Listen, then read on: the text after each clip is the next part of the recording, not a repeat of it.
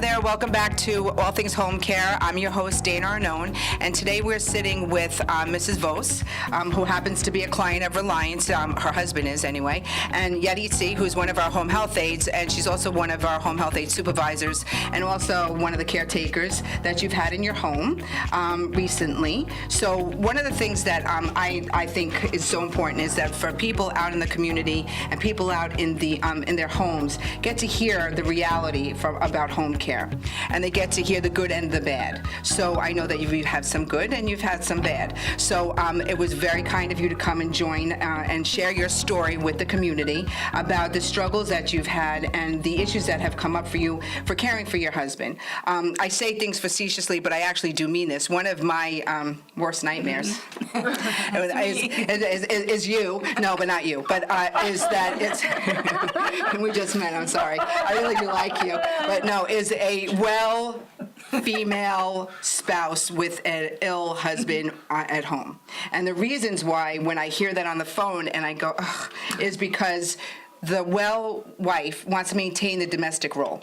And part of the aide's job is the domestic role. So I always feel like I have to have that conversation with the wife to say, listen, let the aides do some of the laundry. Let the aides care for your husband. Let them do. So I know it's a struggle. It would be a struggle for me. Actually, it wouldn't be such a struggle. But it would, for some people, it's a struggle for the female to give up that role, that wifely role. So has that been a struggle for you? It's definitely been an issue. I'm from the belief, I'd rather do it myself. Mm-hmm. And you do it better. And I do it better. I'm accustomed to doing it right. for 55 years. So you're one of our families that we care for, right? Yes. You've been on service with us about 8 or 9 months. Correct. You have a long-term care policy, which is not Medicaid. It's a private policy that you have that helps to pay for the care in the home. Correct. So. Can we talk a little bit about your husband and his issues? Okay, so your husband is our client, like I said. He receives 5 hours a day of care. How many days does he have? 5 days a week. So it's Monday through Friday. Correct. So, and what are his physical needs and his limitations? He has Parkinson's and dementia and AFib and a host of other things. So he's getting progressively weaker. He needs... If he has any solid food, it has to be cut up for him. He can't use the microwave. He can't use anything. Is he ambulatory? Can he walk? He's ambulatory with the walker. Mm-hmm. So someone has to stand next to him as he's walking? Or behind him. Mm-hmm. He's not steady on his feet. I always say he's like a weeble. I mean, How tall is he, though? Is he a big guy, little guy? He was taller. Because you're little. I'm little. Yeah. I'm 5 foot, but I started out 5'1". Okay, we'll give you that inch. So he's down to about 5'4" now. He's really lost quite a bit. A lot of height. Okay. And a lot of girth, a lot of weight. Okay. So when I'm just gonna say one more thing, then we're gonna get into what you want to discuss. So when the aides are there, they're there for what are the hours? It was supposed to be 10 to 3, but it's more like 9:30 to 2:30 because she has young children. Oh, that's there now. Yes. So, you're the caretaker after the aide leaves? Correct. Is that hard? Sometimes, or else I will call my kids or my grandkids, and somebody will come over and just stay with them. It's mainly me getting out. Yeah, having life. Having a life. Mm-hmm. When he first got sick, I would have everybody in. I would do brunches, but after a while, I said, you know what, I can't. I really have to get out. Yeah. Well, your mental, listen, I always say to people all the time is that if the caretaker gets sick, the person who requires the care has got a problem. So you have to maintain your care, whether it's your mental care, your physical care, whatever that means. So, because that's why I was saying you're tiny. So if he's bigger than you and you're tiny and he needs to go to the bathroom, what do you do? I follow behind him or next to him. And he manages. He's very private. He doesn't like anybody there. He closes the door and we wait outside. Yeah. Which I do. But he doesn't let me shower him. No. Because he knows if he bangs into me, I'm not that steady. Right. And we're both going to go down. Yeah. But that's one of the things, Yadi has been one of his caretakers. Yes. And she's the only one that he trusts enough and likes enough. So what do you think about Yadi that makes him comfortable? She engages him in conversation. And People don't. nobody Yes. else does. And you know the thing is that it's so simple to talk to somebody. Yes. It's right. And he really doesn't want to be engaged. So somebody's just supporting his resistance Yeah. by ignoring But him. keep But trying, it's not though. good for him. Yeah. But no, nobody tries because, first of all, they don't speak English. Right. We talked about that. And that's the difficulty. They come in and they say good morning. So let me ask you a question. Before Reliance, and I told her, be as truthful as you have to, because it's the only way that we as a company are going to grow and learn. And the people in the community that are struggling with the same issues are going to realize that it is an industry-wide issue that really has to be addressed. So are we the first company that ever serviced you? Yes, but we've had other people before the person I have now and before Yadi. Right, but I'm saying Reliance as a home care company was your First first. one. Okay. Smile when you say that. No, so the problems that you were having in the beginning was availability of people, consistency of people. All of the above. Right. And we had different people with different strengths and different weaknesses. Some of them would come in and they were accustomed to cleaning. They wouldn't even say good morning or hello to my husband. They went right to the closet and took out the Swiffer and all the cleaning supplies. And they were Bypassing the need that the person. They Yes. were amazing, I have to Yeah. say that much, but Yeah. they weren't there to clean my house. They were there to help my husband. They ignored him. They didn't even say goodbye to him at the end of the day. And So it was a problem. that's a problem. Because I know that when I hear people's names in the office, and you're not directly talking to me, but then I know that there's issues when I hear the same name come up all the time. And that's not a negative thing. That's just an they're trying to get things organized in the office. But language was a big problem for you as well. Yes. So, tell people out there, like the language, as the caretaker, as the spouse, the language is important for them to be able to communicate. Yeah. And you're not even really leaving your husband. You're still there. So the fact that there's lots of people in the community that have to leave their loved one alone, with somebody that may not have the perfect command of the language. And it's scary. Very. Yeah. Very. I mean, I do go out. I mean, You get your hair done.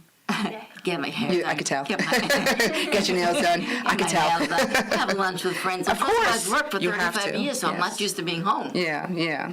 So this is really rough. But explain to people, describe for people, like how difficult that language barrier is. So what are some of the scenarios that you've come into? I mean, Yadi speaks with an accent, but she speaks clearly. Like you can understand her, she can understand Yes. you. And she'll repeat herself, and she'll keep calling my husband, Peter, do you like this? Do you like that? Look at that TV show. What's that person doing? She engages him all the time.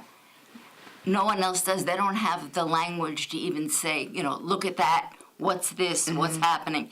And he doesn't talk to them. If anything, if there's something that really catches his eye on TV, he calls me. Like if there's a golden retriever. We've always had dogs. So he loves them. I love them. He'll call me. Yesterday there was somebody on TV with the same name as mine, even my maiden name. Oh, wow. Yeah. And he called me. He doesn't. The aide just sat there. She didn't know what was happening. I'm like, well, how can I explain my maiden name and name before I was married? Yeah. And then it's over. Yeah. But, the thing is that one of the things that we're trying to do here, because it is an industry-wide issue, the language, is that when there's a barrier, we had a family this week that the aide spoke relatively, I'm going to talk about the case you went to. So the aide spoke relatively good English, but it was limited on her ability to understand what the family really wanted from them. So I tell families all the time is, when someone's coming to your home, they're a stranger to you, you're a stranger to them. Right. So when they come, we need the family to do some direction because they're not going to know what to do. They're like, if someone comes to your house, they're going to be like looking at you, and then they're expecting you to say, he's over there, and sometimes family get annoyed that they have to do that, but that really is part of you just embracing the person coming to the home and just letting them know that they're welcome because they're just as uncomfortable. So what we do sometimes, we send Yaritza out to help the aide get acclimated to the house, get the family acclimated to the aide, because sometimes there's things that could be worked out, but as far as the language, that's an issue. We're trying to start an English as a second language here in our office. That would be wonderful. Yes, and more for the domestic side of things, like that relate to home care. Yes. So those are some of the changes that we try to make as a company because what you're saying is an issue. It's a true issue. Yes. I know. So what other Yeah. issues have you had? Be kind-ish. No, mainly engaging my Engaging. husband, and it's awkward at first when anybody comes in. Yeah. I mean, I'm not used to How do you having get past anyone that, there. though? How do you get past the awkwardness? I just try to show her around the kitchen. I have a beautiful kitchen, but there's a lot of cabinets, and I say, feel free to open up any drawer, any cabinet. If you're hungry, go to the refrigerator. I open it, I show her. Show her the freezer. Take ice cream. Take anything you want, please. I don't mind. I want you to feel like this is your home too. That's nice. You know? Yeah. But they usually don't. The aide that I had now, very, very sweet. She never had a Keurig coffee. Oh, she's missing out. Keurig, she's talking about the coffee machine. I thought Yeah. everybody had Yeah, that. yeah. Guess not. No, well, they're old school. Uh, I can't live without my So- Keurig. yeah, so I showed her how to do it like 3 or 4 times, but unless I'm home, Yeah, she won't do it. yeah. But other than that, like the cleaning, are you letting them clean and make the meals for your husband? He's on such a restricted diet that it's difficult for me as well. For lunch, he has, I get yogurt by the huge containers, and he has half a container. Okay. If I'm not home, she will put that in a bowl and give it to him, and Ensure or instant breakfast, any one of those drinks. And she's not there for dinner. It's Yeah, she's gone by main- then. yeah, it's mainly lunch. And it's just you and your husband then. Yeah, So you help him get back ready for bed? sure. Yeah. Yeah. That's a lot though. You know, I'm a doer, so it's not He's really. lucky, he's lucky. And I was the teacher, so Yeah, you said that. I'm really used to doing. Yeah. You know, for the kids as well. So for people that are listening that may be in a similar situation that you're in right now, and that are looking for care from a company, or they're looking to start that care, or when there's problems going on in the home with the care that's being rendered, what are some of the suggestions that you can make for people? Because they can learn from you, because you've been doing this for quite a while now, and if you experienced several different issues that are going on. One of the things that people complain about is timeliness. That the aides aren't always on time because they're taking public transportation. Oh, I'm a crazy person about that. Okay, I insist. If you say 9 o'clock, you better be there 9 o'clock. Yeah, I know. I spoke to Okay. you. Yes. I spoke to you one one time. of my pet peeves. Yeah, but that's fair. The thing is that families also have to realize is that when they're reliant upon public transportation, we're relying on, people are relying on somebody else to get them someplace. It's not as easy as one would think. I know. But you as a family member and as you as the consumer, that's not something that you're thinking If about. I have to be somewhere Yeah. at 9:30 and I say, be at my house at 9, be there by 9, or 5 to 9. Don't come at 9:15. Exactly. I know. Exactly. And with the wrath of God. It kind of was, but so what do you think that having someone like Yadi going around and helping support the families and the home health aides in the connection together? Do you think that that's been a positive thing? Definitely. Yes. Definitely. Yeah. So having more. The other thing is, like I said, what the English as a second language to us is hopefully going to make a difference with the people. Oh, I really hope so. Yeah. What are some of the other things that maybe you've could make suggestions that we as a company here could do better? The timeliness is definitely an issue. What you live where? You live in Plainview. Plainview. Plainview is hard to get to too. But Not for you, but for Not people. if you have a car, no, because I'm really centrally located. Right. But Besides, not everybody has a car. that was another. See, that's another issue. It's another issue. Yeah, but that's an issue that I always say to families that what you pay us as a company, right? And then the aides know what they get paid, and people think that the money that's left over is all in Dana's pocket, and I assure you it is not. However, when these with the home health aides, when they're making minimum dollars, it's hard for them to have cars. It's a struggle, and it's a struggle Yeah. that we deal with here every day. If I told you, I bang my head up against the wall trying to figure things out. I'm very grateful when I have an aide that has a car. It's like, yes. thank you, God. But you have you have consistency Yes. now. Yes, okay, and it's Yes. working out Beautifully. beautifully. Yay! Yes.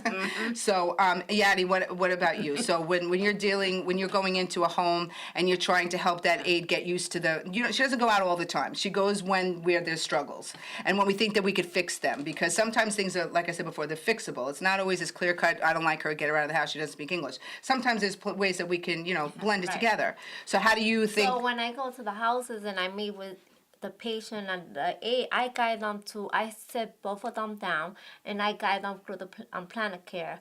What the responsibility, what they could do to better, to be there for the patient, because we're there for the patient, make sure they they shower, they eating, engage with them, having conversation with them. It's just all about guiding them how to bring a home health aide home and the aide feeling comfortable with the patient. Yeah, And that's the family, huge. yes. Yes. Oh, also the And they aide make was, a difference. The aide was wonderful when we had to go to the doctor and the dentist because she came with us. Oh, I thought you were joking. I thought you were sitting me No, up no, there. no, It was gonna be a problem. it was no. Having that help would help you. Oh, it Yes. was huge. It was huge. tremendous. Yeah. And even he appreciated. He kissed her at the end of the day. And believe me, that you is got a big kiss. thing for Oh, him. good. I'm glad.